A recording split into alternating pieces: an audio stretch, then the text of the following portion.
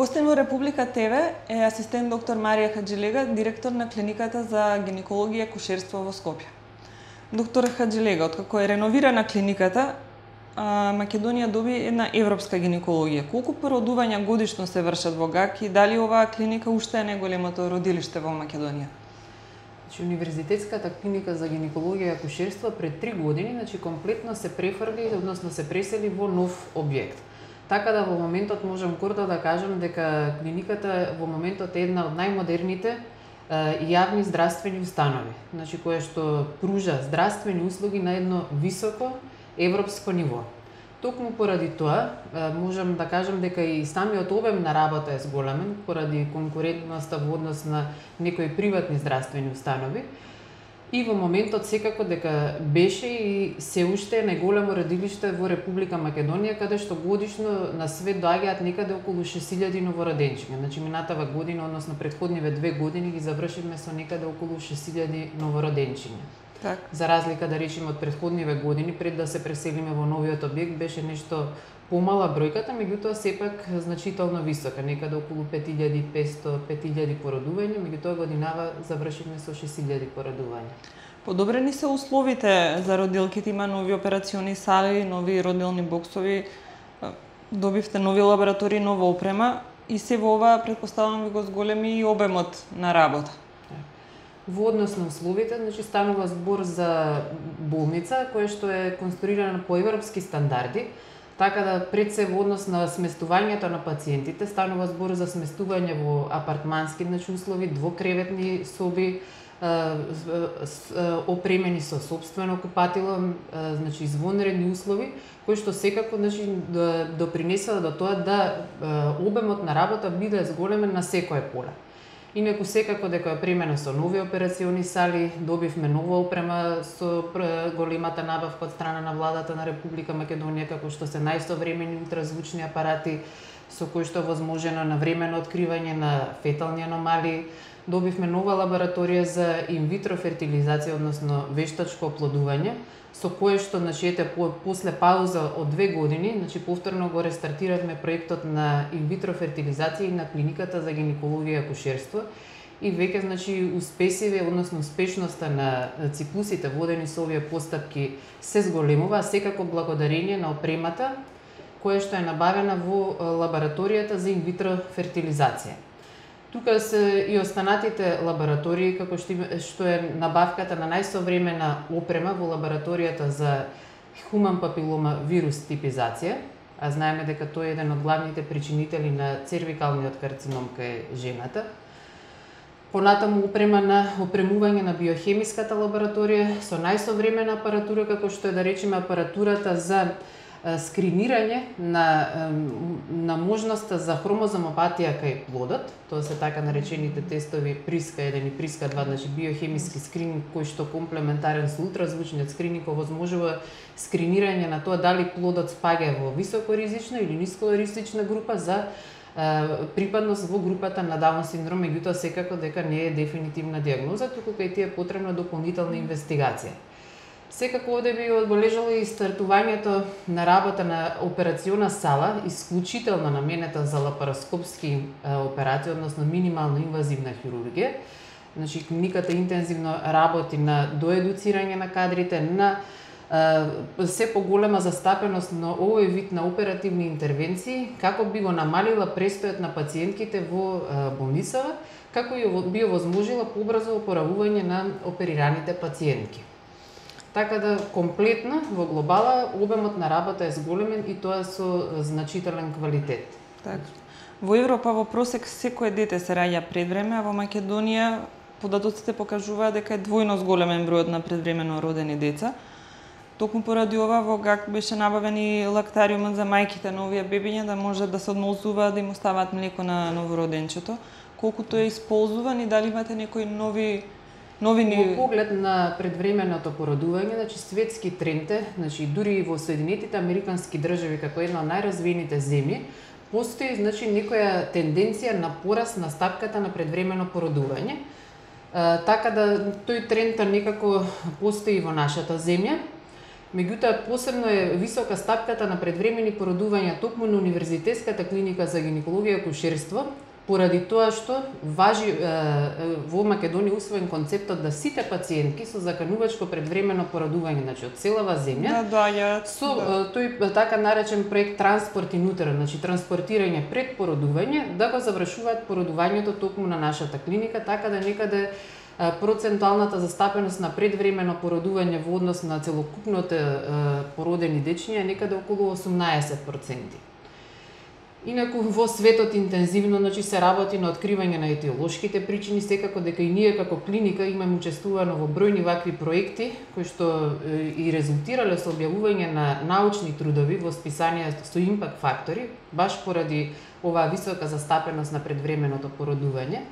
И клиниката како таква интензивно работи на промовирање на концепт за намалување на стапката на предвремено породување, како и на времено откривање на оние пациентки, значи кои што се изложени на ризик за предвремено породување, како би можело навремено да се интервенира кај тие трудници. Например, многу едноставен начин е скринирање на ризикот од заканувачко предвремено породување преку мерење на должината на грлото на матката со вагинална сонда во тек на ултразвучниот скрининг за фетални аномалии во вториот триместар, оној скрининг што се прави од 20 до 22 гестацијска недела. Така да дури и во протоколите кои што се објавени во службен весник на Република Македонија, значи најновите сугестии да секако дека ова многу едноставна и ефтина метода да се додаде во оној вообичаен скрининг за фетални аномалии како мощна ефикасна мерка која што ќе овозможи скринирање на високоризичните групи и ординирање, значи имено докажано дека ординирање на гестагена терапија, прогестеронска терапија кај ваквите трудници резултира со значително намалување на стапката на предвремено породување. А општо познато е дека предвременото породување е асоцирано и со висок перинатален морталитет и перинатален морбидитет. Значи и со зголемена смртност која што е многу поголема доколку породувањето настапи во порана гестацијска недела, а исто така со бројни придружни заболувања кај новороденчето со оглед на незрелоста на целокупниот организам на едно такво предвремено родено новороденче. Сега клиниката, значи, не застанува овде. Така, освен направи обид, сам општо докажано е дека е мощна важна исхраната кај овие новороденчиња, пред се и во поглед на развитокот на нивните неразвиени органски системи. Така да пред неколку месеци започна со работа лактариумот на оделението за интензивна нега и терапија, во кој што мајките чии што дечиња се хоспитализирани во оделението за интензивна нега и терапија имаат можност да се измозат, односно да го остават млекото како најдобар избор на храна за своето новороденче. Меѓутоа и овде не застанавме, туку согласно светските трендови и светските студии кои што покажуваат дека контактот на мајката, односно контактот на фамилијата со овие предвремено родени дечиња е мощно важен и значително придонесува во подобрување на преживувањето на овие новороденчиња, го воведовме, односно го отворивме кабинетот за кенгурирање, во кој што кабинет за кенгурирање, а кој што се наоѓа во просторија сместена во непосредна близина на оделението за интензивна нега и терапија, родителите, значи мајката и таткото, имаат можност, а секако со помош на доктор неонатолог и медицинска сестра, имаат можност да воспостават непосреден контакт, кожа на кожа, skin to skin, и истовремено, значи, да бидат едуцирани за полесно справување и полесно надминување, меѓу другото и со психичкиве проблеми со кои што се соочува едно такво семејство, значи во една таква неизвестност со едно такво новороденче.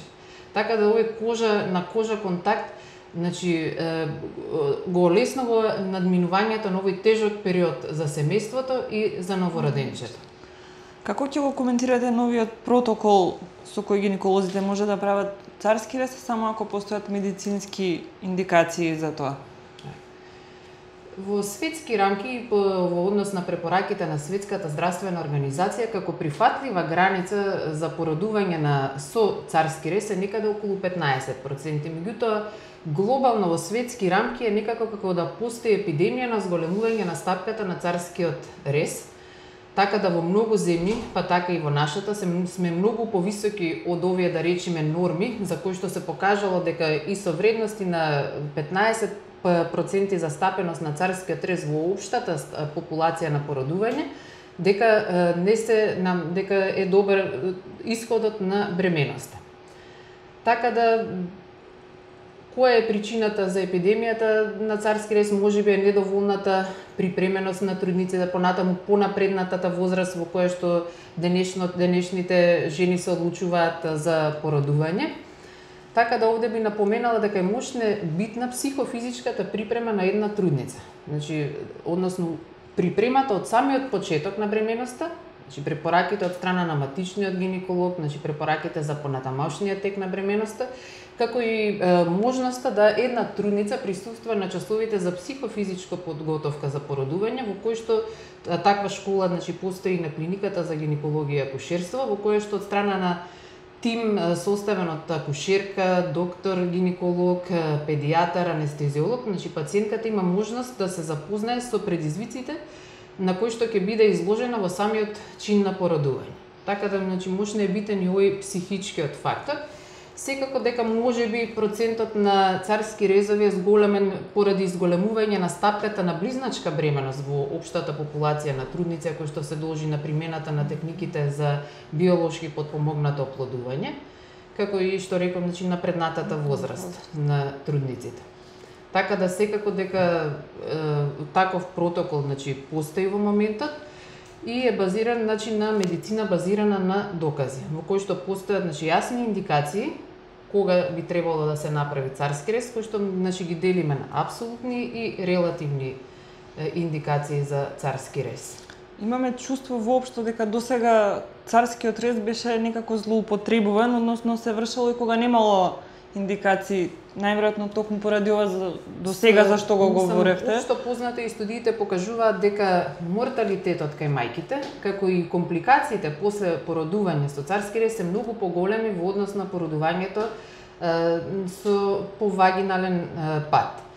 Меѓутоа, во однос на злоупотребата, значи до сега, посебно и во однос на Универзитетската клиника за гинекологија и акушерство како врвна здравствена установа во таа област, биле почитувани протоколите, односно водење на породувањето, дали ќе се заврши со царски рез или не, во согласност со медицината базирана на докази. Тоа се ова се следува на психолошката подготовка на трудницата. Мајките, односно идните мајки за завршување на бременоста со царски рез заради лишење од оние породилни болки, меѓутоа токму поради тоа е неопходна онаа психичка припрема на трудницата. Да, се сведува на самиот тек на бременоста, па дури и пред забременувањето. Неодамна се вративте од Јапонија, таму бевте на тренинг за менаџирање во болниците.